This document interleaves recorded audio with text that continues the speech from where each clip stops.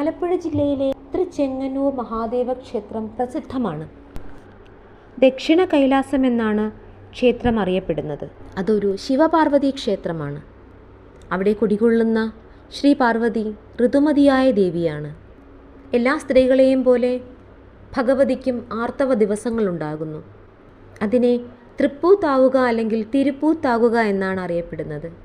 ദേവി തൃപ്പൂത്തായെന്നറിഞ്ഞാലുടനെ ഭഗവതിയെ തിരുനടയിൽ നിന്നും വടക്ക് കിഴക്ക് ഭാഗത്തുള്ള മറ്റൊരു നടയിലേക്ക് മാറ്റിയിരുത്തുന്നു.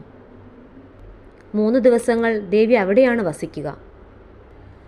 4ാം നാൾ തൃപ്പൂത്താറാട്ടാണ്. 4ാം നാൾ അതിരാവിലെ ദേവി പമ്പയാറ്റിൽ നീരാട്ടിന് പുറപ്പെടുന്നു. നീരാട്ടിന് ശേഷം മടങ്ങി വരുന്ന ദേവിയെ സാക്ഷാൽ ഭഗവാൻ നേരിട്ട് എഴുന്നള്ളിയാണ് ക്ഷേത്രത്തിലേക്ക് ആനയിക്കുക. ഒപ്പം ആ നാട്ടിലെയും മറുനാട്ടിലെയും സ്ത്രീകൾ താലപ്പൊലി ഏന്തിയും ദേവിക്ക് സ്വാഗതമരുളുന്നു.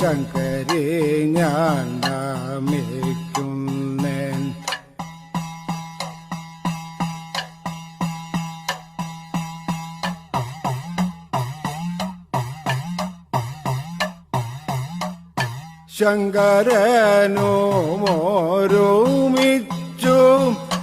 ചെങ്ങന്നൂരും മതിലകത്തിങ്കൽ വാഴും പരാശക്തി. 3 നാൾ ദേവിയെ പിരിഞ്ഞ് സങ്കടത്തിലായിരുന്ന മഹാദേവൻ 4ാം നാൾ വളരെ സന്തോഷത്തോടെ ദേവിയെ ആനയിക്കുന്നത് കാണുക അതിമനോഹരവും ഭക്തിനിർഭരവുമായ കാഴ്ചയാണ്. ക്ഷേത്രത്തിലെത്തിയ ദേവീദേവന്മാർ പടിഞ്ഞാറേ നടയിൽ, അതായത് ദേവിയുടെ തിരുനടയിൽ ആനപ്പുറത്തെഴുന്നള്ളി ഭക്തർക്ക് ദർശനവും അനുഗ്രഹവും നൽകുന്നു.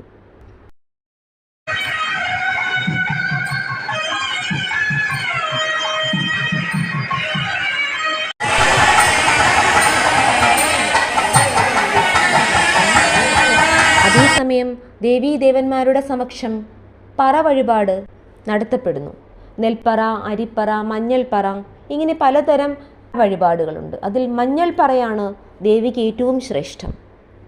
ആർത്തവ സംബന്ധമായ, ഗർഭാശയ സംബന്ധമായ പല രോഗങ്ങൾക്കും ഭക്തർ പ്രതിവിധിയായി ഭഗവതിയുടെ നടയ്ക്കൽ മഞ്ഞൾ പൊതി സമർപ്പിക്കാറുണ്ട്, മഞ്ഞൾ പറ സമർപ്പിക്കാറുണ്ട്. എല്ലാ ദിവസങ്ങളിലും ഈ വഴിപാടുകൾ ഭഗവതിയുടെ നടയ്ക്കൽ സമർപ്പിക്കാവുന്നതാണ്. അതിനുശേഷം ക്ഷേത്രം വലം വെച്ച് ദേവീദേവന്മാർ വീണ്ടും ക്ഷേത്രത്തിനുള്ളിലേക്ക് പ്രവേശിക്കുന്നു. വർഷത്തിൽ പലതവണ ദേവി തൃപ്പൂത്താകാറുണ്ട്. ദേവിയുടെ തൃപ്പൂത്തിനെ പരിഹസിച്ചവർക്ക് നല്ല ശിക്ഷയും ലഭിച്ചിട്ടുണ്ട്. അതൊരു പഴയ കഥയാണ്, പിന്നീട് പറയാം.